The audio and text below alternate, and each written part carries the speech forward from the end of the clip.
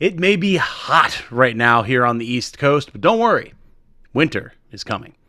My name is Tom, otherwise known as Titanium Legman, and welcome back to the channel.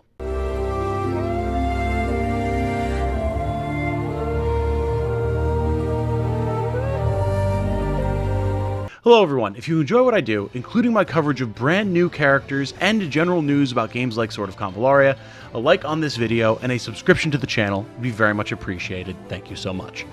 Today we are talking about the brand new character Simona, Knight of the Union and Ice Mage Extraordinaire. Her banner will be live from August 30th to September 12th, during which it'll be significantly easier to summon her, and today we'll be overviewing her skills, her playstyle, and some ideal party members to complement her skills.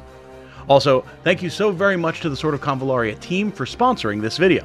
If you haven't checked the game out yet, I highly recommend that you do so. It's available on PC and mobile. There's download links in the description and the comments.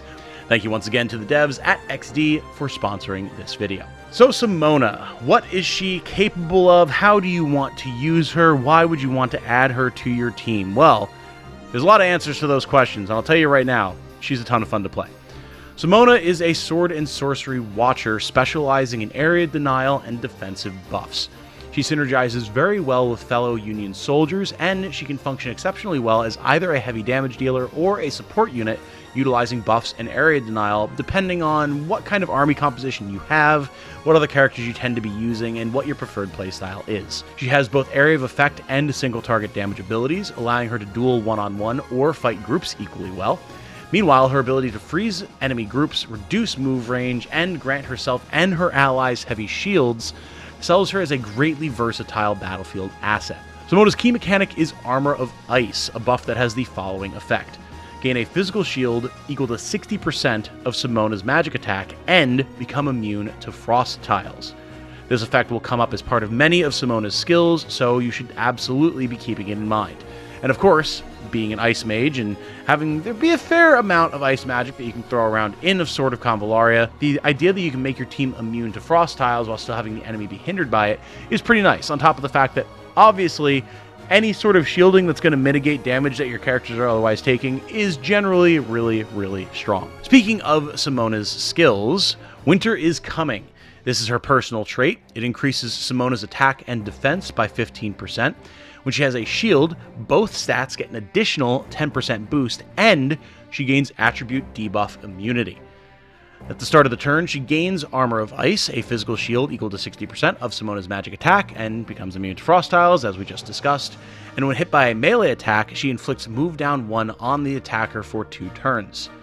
If Simona falls below 30% HP after being attacked, she automatically activates Armor of Ice again. This is the core of Simona's playstyle. She's a spell sword, not a squishy mage. She wants to armor up, get into the middle of combat, take hits, and punish the enemy as she does before casting big AoE or single target damage attacks. She can shield up a second time if she takes too much damage, and overall it makes her a major threat in the middle of an enemy formation. She's a brawling mage, a rare concept in games, and I love that about the way her playstyle is. Notably though, this bonus effect can only be triggered once per battle. Not that you should really need it more than once anyway. You're triggering it at the start of the fight anyway, then you trigger it again if she drops below 30% HP. In most fights, that's going to be more than sufficient. Now that's her personal trait, but what are some examples of some of the skills that Simona brings to the battlefield? She has a lot. Obviously, you've got multiple ranks, and you can, in each rank, choose one of 2 skills to learn, and then use a resource to get the other skill later on. There's a lot of options for Simona, but we're just going to give you a quick overview of what some skills she has are, so you can get an idea of how she functions. We'll probably do a more in-depth, complete character breakdown down the line. First off, Winter Doomsday. This is a 3 energy, 5 turn cooldown ability that deals magical damage. You select a tile within a 3 square cross shape around Simona. You will deal 70% ice damage to all enemies within a 5x3 area of the chosen square, and you create an ice wall in the 3 center tiles of that formation. If one of these tiles is occupied, Simona will freeze the occupant. Next up, we have Ice Assault, a 1 energy, 3 turn cooldown magical damage ability. This is an instant cast. You select one tile in a cross-shaped range. Simona charges to the selected tile, damaging all enemies along her path. This attack deals ice damage equal to 100% of Simona's current physical shield. Nice little bit of synergy there.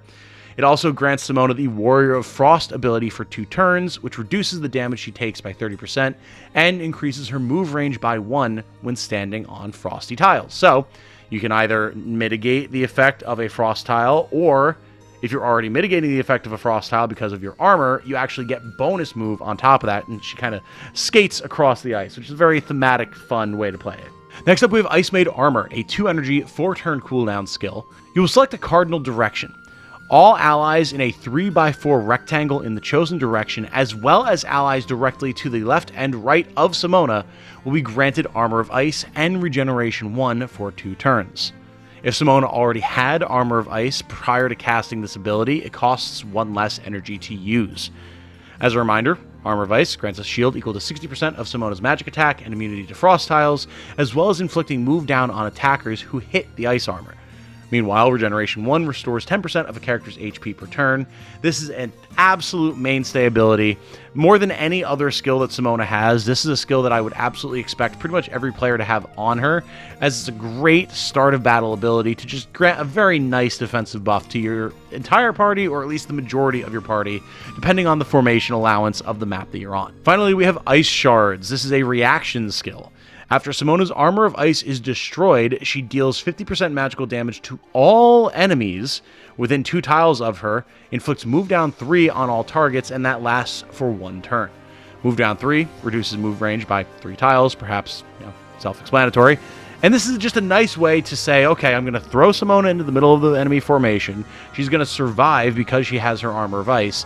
And once they're dumb enough to actually destroy the Armor of Ice to try and hurt her, she's going to literally explode, deal a chunk of magical damage to everybody, and absolutely mutilate their ability to move out of range for a solid turn, allowing you to have your entire team collapse on them and wreak terrible, terrible damage upon them. Now, obviously, I would imagine this is pretty clear, I've had the chance to utilize and play with Simona prior to her official release in the full game, and it's extremely easy for me to say that not only is she a ton of fun, but she completely embodies the sturdy durability of the Glacier and the devastating power of the Avalanche in one nasty package. She's not pushing forward quickly for an Alpha Strike. Instead, she wants to advance with her forces, building up strength and momentum while weathering hits until she crashes across the enemy front line in a devastatingly crushing force.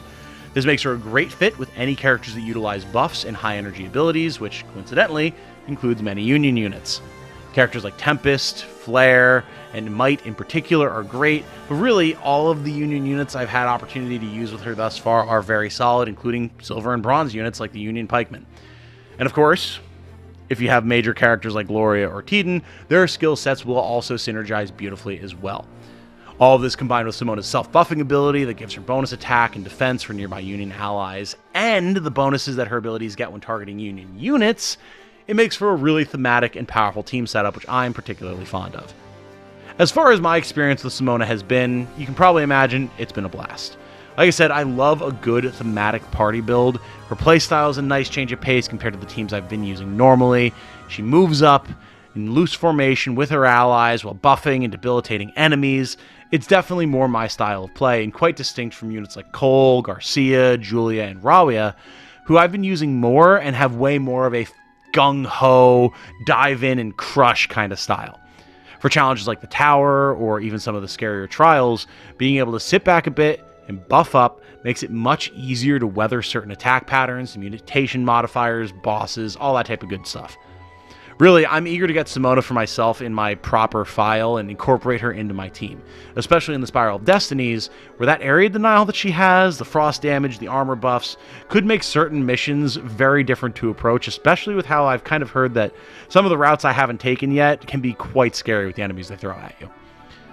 If any of this sounds fun to you, and you're a fan of turn-based strategy RPGs, I really can't stress enough that you have to give Sword of Convallaria a try.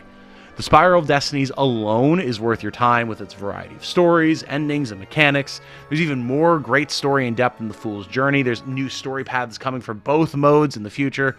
I'm loving my time with the game, and I expect to for a good long while, especially if we keep getting really good characters like Simona that personally pique my interest. That said, I'm going to wrap this one up here. If you're watching this after Simona's release, or you're hoping to add her to your team, let me know what you think of her in the comments. Toss out suggested builds, gear, and teams. We'll see if we can't get a nice little community guide going. Thank you once again to XD for sponsoring the video, and to all of you for watching. My name has been Tom, otherwise known as Titanium Legman. I hope you all have a good night. Stay safe and healthy out there. And remember, be good to each other. Bye now.